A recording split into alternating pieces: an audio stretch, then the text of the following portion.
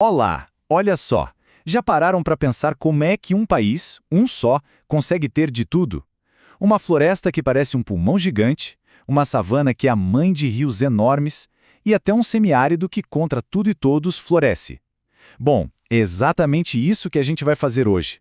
Uma expedição pelos verdadeiros reinos naturais do Brasil para tentar desvendar o segredo por trás dessa diversidade toda. E essa é a grande questão que vai guiar a gente, sabe? Como pode, dentro das mesmas fronteiras, a gente encontrar paisagens que parecem de continentes totalmente diferentes? A resposta, claro, não é por acaso. Ela está na ciência, num conceito que funciona quase como um mapa para a gente decifrar a natureza. Então vamos mergulhar nisso aí. O conceito-chave aqui é domínio morfoclimático. Parece complicado, mas não é. Foi uma ideia genial de um geógrafo chamado Aziz Absaber.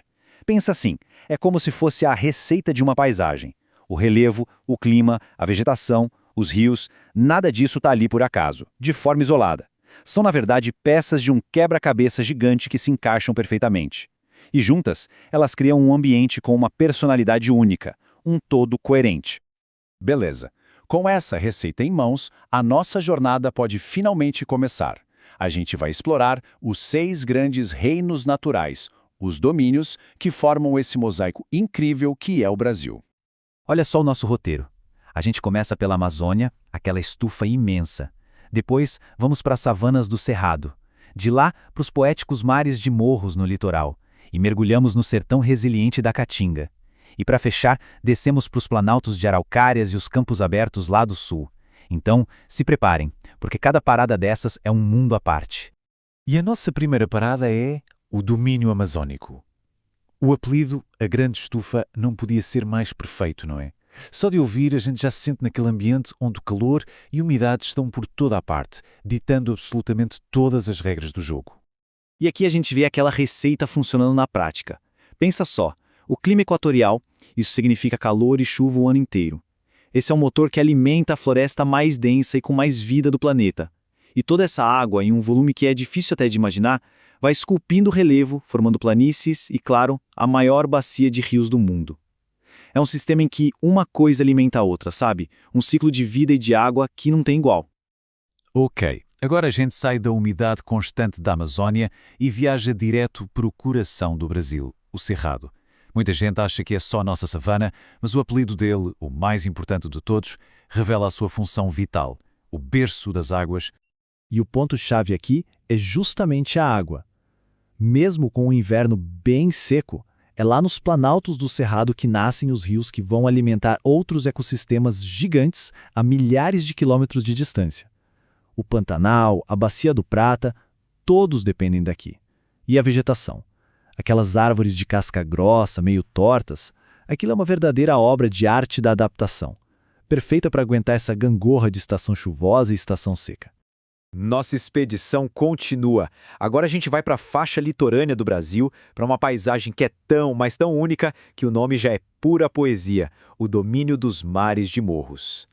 Isso aqui é incrível para entender como o tempo, mas muito tempo mesmo, molda uma paisagem. Tenta imaginar milhões e milhões de anos de um clima tropical úmido caindo em cima de rochas bem antigas. O que acontece? O resultado é essa paisagem que a gente vê, cheia de morros arredondados, que parecem mesmo ondas no mar verde. É uma beleza, mas que pela sua própria formação também traz seus desafios, como os deslizamentos de terra, por exemplo. E agora, se preparem porque o contraste vai ser radical. Um dos maiores da nossa viagem. A gente está saindo de uma das áreas mais úmidas do Brasil, com solos super profundos, e vamos dar um pulo para o oposto completo. Bem-vindos a Caatinga. Se tem uma palavra que define esse domínio, essa palavra é resiliência. Porque aqui, a vida não só existe em condições extremas, ela prospera. Mostra uma capacidade de adaptação que, olha, é de tirar o chapéu. Repara só como a falta de água dita absolutamente tudo por aqui. O clima é semiárido, então os rios secam e depois voltam a aparecer. Os solos são rasos e a vegetação é xerófila.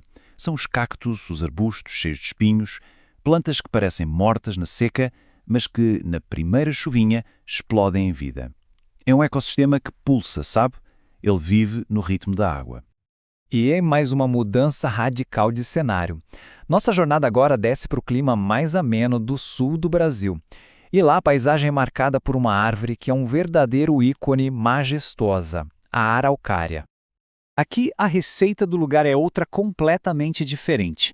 A gente tem um clima subtropical, com as 4 estações bem marcadas, que se encontra com um solo de terra roxa, que é super fértil, porque veio de rocha vulcânica. Essa combinação, essa união perfeita, criou o ambiente ideal para a floresta de araucárias. É um cenário que só existe aqui no Brasil.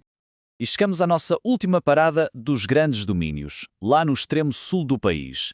É um cenário que até lembra aquelas grandes planícies de outros lugares do mundo, as pradarias, ou como o pessoal de lá chama, os pampas. Interessante que aqui o clima também é subtropical, mas em vez de florestas, ele favorece a formação desses campos imensos, só de gramíneas. E o relevo? É aquela paisagem de horizonte a perder de vista, com umas ondulações bem suaves, que tem o nome local, coxilhas. É um lugar aberto, com uma beleza calma, toda moldada pelo vento, pelo clima e por essa vegetação mais baixa. Mas calma, a nossa exploração ainda não acabou. Por quê? Porque a natureza é muito mais complexa que os nossos mapas.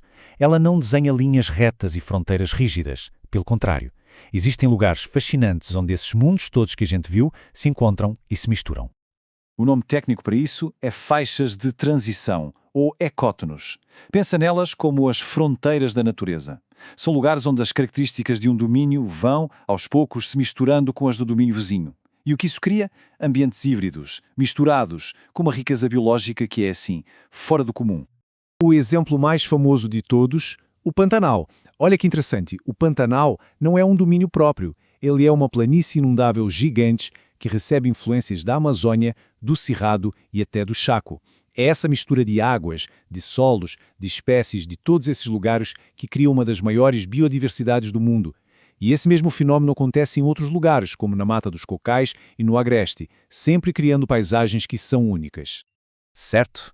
Então, depois dessa viagem incrível por tantos cenários diferentes, o que a gente aprendeu? Qual é a grande ideia que amarra tudo isso, que conecta todos esses reinos naturais que a gente visitou? A grande sacada do Aziz Absaber é justamente esta. Uma paisagem não é só o seu clima, não é só o seu relevo. Ela é o resultado da interação poderosa e constante entre tudo isso. É como se fosse um sistema vivo, um conjunto ambiental que tem suas próprias regras, sua própria dinâmica. E isso nos deixa com uma última reflexão. Depois de entender toda essa teia de conexões, essa complexidade toda, será que dá para olhar para o mapa do mesmo jeito? Ver só linhas e cores? Ou será que a partir de agora a gente passa a enxergar a história dinâmica, a receita por trás de tudo e a vida que pulsa em cada uma dessas regiões?